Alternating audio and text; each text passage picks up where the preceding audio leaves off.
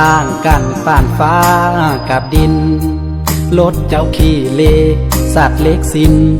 รถอ้ายกินขี้ฝุ่นเข้มทางน้องเปิดแอร์ฟังเพลงอ้ายบิดคันเร่งยังบ่ทันเข้ายางหมดน้ำมันจอดไว้กองตารางเวียดย่างกายทางยังบ่สนใจ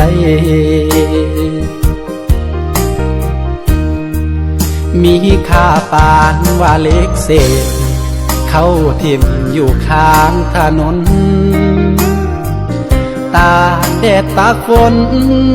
บอกเคยมีคนเก็บไปอยากขายโล1,500เวียดนั้นยังว่าน้องซื้อบ่ได้มันแพงโคตรบ่ได้กำไร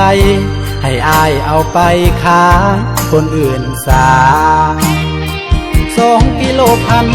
1,500นั่นคือค่าหัวใจของอายเศษขี้เมียงบ่มีความหมายเหมือนดังใจอายที่มันหมดค่าอายคนบุญน้อยคนต่ำต้อยหน่อยวาสนาบ่สมเจ้าดอกการดาขี้เมียงเล็กกามีค่าเพียงดิน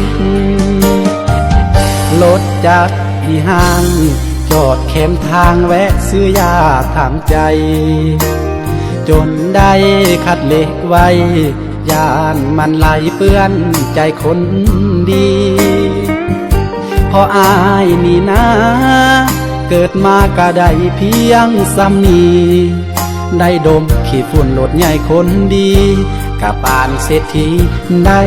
ขึ้นสวรรค์